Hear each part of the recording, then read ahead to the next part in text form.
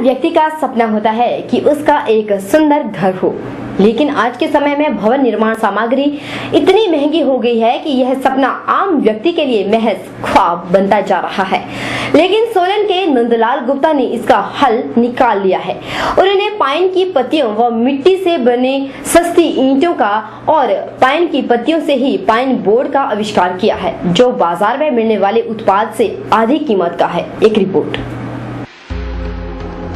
सोलन में 85 साल के नंदलाल गुप्ता, जिनके इरादे, लगन और काम करने का जज्बा आज के किसी नौजवान से कम नहीं है। नंदलाल गुप्ता 1948 में पंजाब यूनिवर्सिटी में कार्यरत थे, लेकिन वहां 10 साल सेवाएं देने के बाद कुछ नया करने के उद्देश्य से नौकरी छोड़ दी। उन पर हमेशा से ही प्राकृतिक संसाधनों से अनुसंधान कर नई खोजें करने की धुन सवार थी।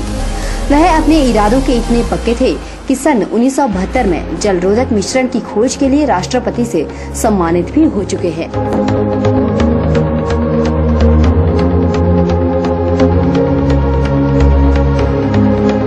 यह जलरोधक मिश्रण भी उनके द्वारा सोलन क्षेत्र में पाए जाने वाले कैक्टस से तैयार किया गया था और इस मिश्रण को बाद में हिमाचल सरकार भी खरीदती रही, जो उनकी आजीविका का साधन बनी।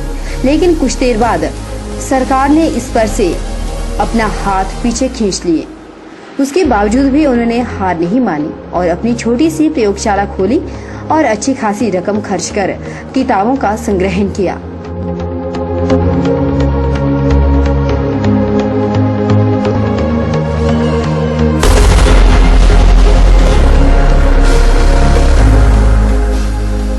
नंदलाल की माने तो उनके पास इतने साधन नहीं है कि वह कुछ निवेश कर सके, इसलिए वह प्रदेश सरकार और केंद्र सरकार दोनों को ही प्रयोगशाला में आर्थिक मदद की गुहार लगा चुके हैं, लेकिन आज तक उन्हें सरकार से कोई भी सहायता नहीं मिली है, जिससे वह हताश है। लेकिन उसके बावजूद भी उनकी खोज आज तक जारी है।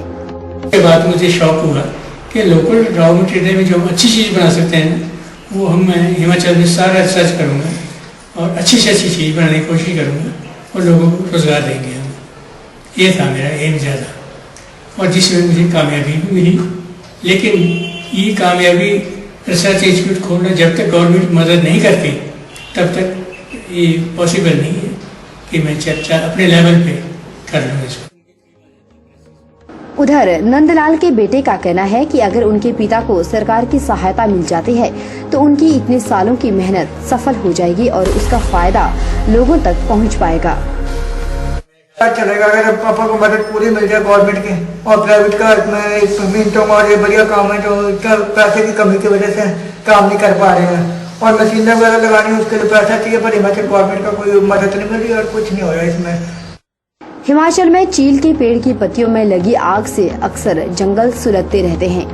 हिमाचल की हरियाली कम न हो, युवाओं को रोजगार भी मिले और जंगलों की आग भी बंद हो जाए, इसके लिए नंदलाल ने चील की पत्तियों पर प्रयोग कर उनसे उत्पाद बनाने शुरू कर दिए हैं। उन्होंने चील की पत्तियों से कागज, ऊन, यहाँ तक कि प्लाई बोर्ड भी बनाने में महारत हासिल की है, जिसकी विधि को खरीदने के लिए कई व्यापारियों ने देश और विदेश से उनके साथ संपर्क साधा।